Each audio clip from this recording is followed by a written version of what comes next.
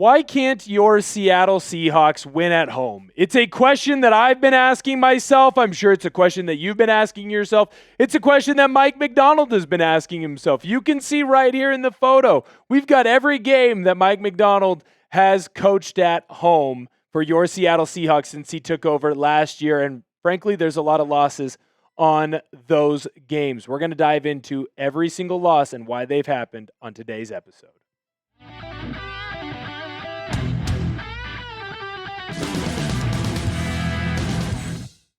I'm your host of Seahawks Today, Will Ortner, and I want to know why you think the Seahawks can't win at home right now. I've got a couple of reasons myself. I really dove into the metrics on whatever is going on for your Seattle Seahawks, but I know that you're smart because you listen and check out Seahawks Today, and I know that you have opinions that need to be heard. Head on down below into the comments and let me know why you think the Seattle Seahawks struggle so much at home in the Mike Macdonald era.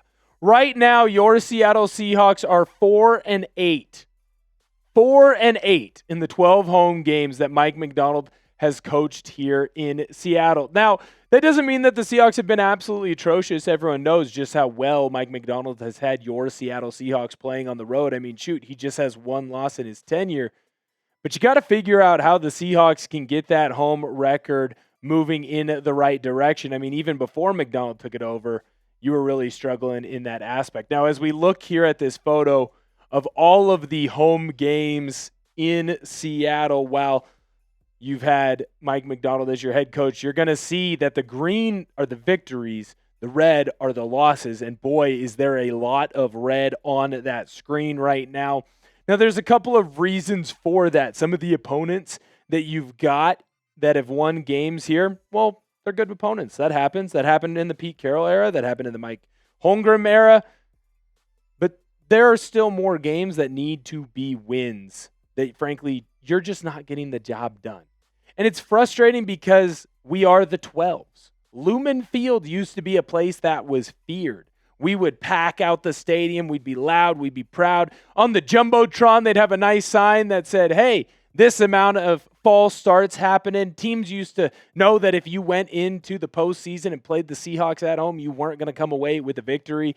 I mean, shoot, any time that the Seahawks won the NFC conference, you knew you were going to the Super Bowl. Right now, I got people in my comments telling me, Will, I hope the Seahawks play every game on the road. I hope they are the last wild card team in the playoffs because they'll have a better chance of going on a long run. Now, this kind of fact isn't just lost on Mike Macdonald. He's come out and just frankly owned it. He said it's really important to play better at home. It's been an important emphasis since he was hired and it just hasn't come to life yet. They're determined to make sure that it comes to life. And I think there are a couple of things that Seattle needs to focus on to help fix this issue because it's clearly a point of emphasis. If you're getting to the point where Mike Macdonald, every single time you have a home game, whether it's a win or loss, has to answer for those questions, he wants to win at home. So he's trying to make those fixes. So let's dive into it together. You and me, we're going to go in and figure out why Seattle can't win at home. It's just a question that, frankly, at this point, it needs to be answered because 4-8 is not good enough. You have 5 home games left to go the rest of the way. You better take advantage of those ones. Right now, you've had some very clear defensive struggles.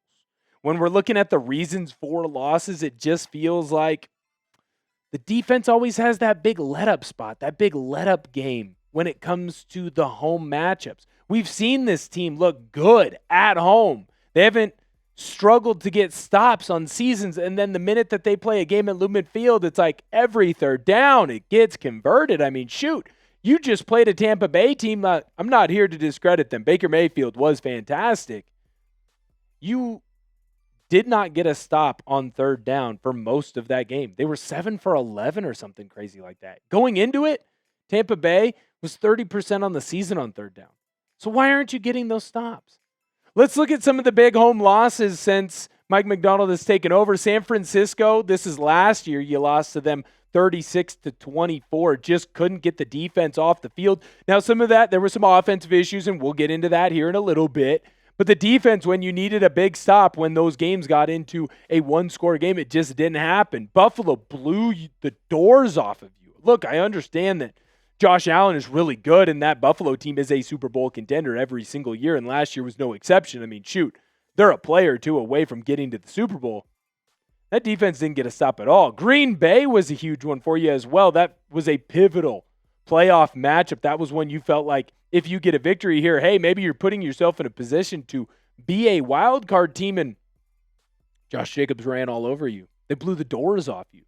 Love looked fantastic. Came up with the loss. That Tampa Bay loss from yesterday, brutal, 38-35. I'm not here to dispute. Baker Mayfield's been fantastic this year. They were without a lot of their better players in that one. Now, you did have Ibuka. He came out and he played pretty darn well, but shoot, the rest of them, you didn't have Mike Evans. You didn't have Bucky Irving. That shouldn't be a 38-point offense that puts up against you there. Now, I only listed 4. Frankly, I could have thrown in the New York Giants. You lost that game 29-20, and that was against a team that, frankly, is the worst loss that you have on this list. I just put in hey, here's a loss that you gave up 30 points in. That Giants one, that could have easily been on there. There's a Minnesota Vikings loss in there that could just as easily have been up there as well. You lost to them 27-24. So you have all of these games where, yes, you're playing good opponents. Yes, you're playing opponents with good offenses, but you brought Mike Macdonald in specifically to build up this defense and to shut them down. You have the excuse of certain games where, hey, man, there were injuries. You were playing against the Tampa Bay Buccaneers without Julian Love, Devin Witherspoon, DeMarcus Lawrence, and inside of that game, you lost Reek Woolen and Hall. There's no excuse for that. You're still at home. You cannot give up 30 points at home and expect to consistently win football games. You're not playing football in the old school Big 12. It can't be a shootout every single week. The offense is vastly improved from last year because, frankly, you don't have as many turnovers as you've had in the past. Sam Darnold's doing a much better job of taking care of the football, but you cannot ask him to go out and perform like he did in the last game. That just isn't fair. The defense has to come out and play more consistently at home. You have to get more stops. The secondary has to be more locked down. The defensive line has to get after the passer more efficiently. Right now, your defense is not playing elite at home. It's playing elite on the road. It's not always playing elite at home. Can they do it? I think they can. The defense will start playing better at home. When Mike Macdonald is focused to an issue, he gets the job done. I would go into the comments and I would type true. If you think it's true, you should follow suit. Comment true. This defense is going to start playing better at home. If you think it's false, you don't think the defense is going to get fixed, type that down below as well. I got 2 more reasons of why the Seattle Seahawks have been losing at home. But before I talk about that, I need to talk to you about the proud sponsor of today's video, and that is PrizePicks. You and I make decisions every day, but on PrizePicks, being right can get you paid. Don't miss any of the excitement this season on PrizePicks, where it's good to be right. PrizePicks is simple to play. Just pick more or less on any 2 to 6 player stat projections. And if your picks are right, you could cash in. PrizePicks invented the flex play, which means you can still cash out if your lineup isn't perfect.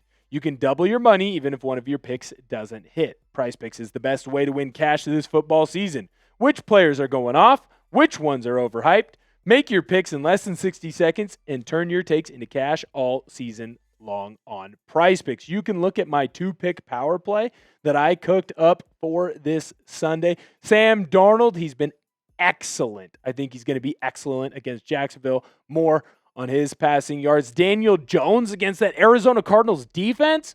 They're not stopping anybody. More on Daniel Jones passing yards there. Download the app today and use code CLNS to get $50 in lineups after you play your first $5 lineup. That's code CLNS to get $50 in lineups after you play your first $5 lineup. PrizePicks.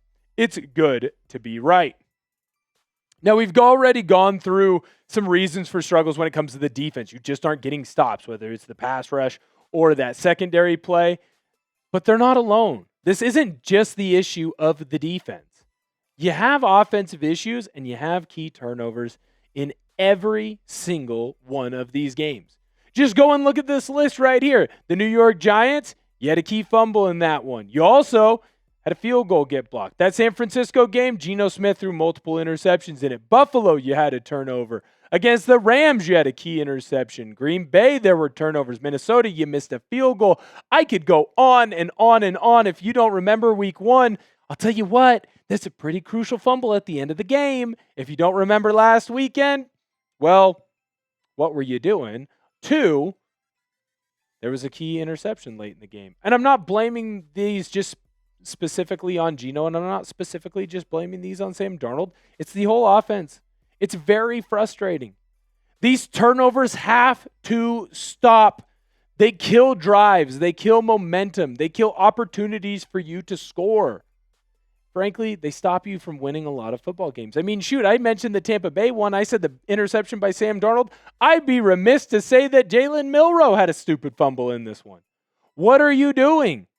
Some of it is coaching decisions and play calls against certain defenses that are out there, but at the same time, some of them are just players not making the right plays. Jackson Smith-Njigba against the San Francisco 49ers, he had a key fumble in that one on a drive where you were already in field goal range. So you have these turnovers that continue to mount in dumb spots and dumb situations. And frankly, they just kill the drives that you have offensively, and they kill opportunities for you to win. So when you look at the issues, you can look at the defensive. Hey, you need to step up. You need to play a lot better. There's your defensive struggles. Offensively, you have these key turnovers that continue to happen late, or they happen early and they affect the game late. You have missed field goals as well that I'm counting in as the turnover category. Then honestly, aside from, a game or two, you are losing to good opponents at home. I'm not here to, hey, it's all sunshine and rainbows. It's okay to have losses. But if you are going to have losses, at least you're losing to good teams when it comes to your at-home losses. Now, I'm going to go through the list here of what we've got in our loss column since Mike Macdonald has become the head coach. Now, one of the teams is going to stand out and be completely different than the others. I know that. I own that. The rest of the teams, well, shoot, they're pretty darn good. Just go down and look through the list, right? The New York Giants, not a playoff team, not a good team, not excusable, should not have lost that game. You lost to the San Francisco 49ers last year at home. That was a good 49ers team that you lost to because it's before everyone got hurt. Buffalo Bills, don't know if you know this, they were in the AFC Championship game, Los Angeles Rams, they're a play away from being in the NFC Championship game. They lost to the eventual Super Bowl champions, played them closer than the Commanders did in that NFC Championship game. Green Bay Packers are a playoff team. Minnesota Vikings were a playoff team last year. 49ers team that you just lost to, they're in the lead of the division, right? So they're humming on all cylinders, and that's with all their injuries. So there's a chance that they might be even better. That Tampa Bay team that you lost to, that's a playoff team. That's why it was such a big measuring stick game. You look at that Tampa Bay team, I think right now through 5 weeks, you might have the offensive player of the year at quarterback. And he carved you up. Some of it because of your injuries, but at the same time, that's a damn good football team. I said it already before. Take out the Giants. Those are all good football teams. So you can at least take some solace in the fact of, hey, you're losing at home, but you're losing at home to good teams. You're losing to quality opponents. Yeah, you're making little mistakes. Yeah, your defense is struggling, but at least your defense is struggling against a top-tier offense. At least you're making mistakes against good defenses. So there is a little bit that you can look at and say, hey, at least we're not letting the lower-tier teams come up and sneak up on us. That doesn't mean that the schedule gets any easier for you. You look at this home schedule, and frankly, I think it's a gauntlet. I mean, you've already had 3 home games this year. The Saints game was easy peasy, no problem. But you're looking at 2 division leaders that you lost to when it comes to San Francisco and Tampa Bay. You have 5 home games left. You're going to play the Houston Texans on a Monday night football game. That Houston Texans team, I don't know if you've noticed, they figured it out. CJ Stroud, he's leading the charge again. He looks absolutely fantastic. And that defense is nails. You're not going to be able to put up as many points as you have offensively. Got to find a way to come up big there. That Arizona Cardinals team, all right, that might be your easy one. The Minnesota Vikings, hey, they're not bad. They're not bad. I understand that they might rather have Sam Darnold right now than what's been going on at that quarterback position. But if J.J. McCarthy figures it out, watch out, man. They're really freaking good. You're looking at the Indianapolis Colts. They're the surprise team of the year. Daniel Jones looks awesome again. He's leading the way, getting a lot of big points for the Colts. They just blew out the Raiders. And then you're playing the Rams at home. Rams are good. Rams are good at football. Frankly, they barely lost to the 49ers. Have a lot of reasons why they might say that they should have won. So it's not like your schedule is going to get any easier as you keep marching through, but you're going to have to start beating good opponents. You have to. If you want to make the postseason, you want to make the playoffs, you had a measuring stick game and you fell a little bit short. Better start getting that measuring stick game again and get up and get through it and finish the way that it needs to be finished. Those are my reasons for right now why you are struggling at home. Your defense is having issues. They are not getting key stops that they do typically on the road. Key turnovers just continue to bite you. They are your Achilles heel in every single loss that you have. You have a big turnover in it or a big special teams miscue or two, and then you are playing good opponents. I get it. In the NFL, everybody's good. You don't get very many easy breezy cover girl type of games, but at the same time, you're supposed to be a playoff team. Playoff teams beat the good teams because they're just a step up. Make sure you subscribe to the channel. We got Seahawks content coming out every single day that you're not going to want to miss here on Seahawks Today. And, of course, we make sure that we go through and we hype your boys up. We're a little bit sad right now because of the loss, but don't worry. There will be some propaganda in the positive nature coming very soon for you here from the channel. Make sure you subscribe, and thank you so much for tuning in.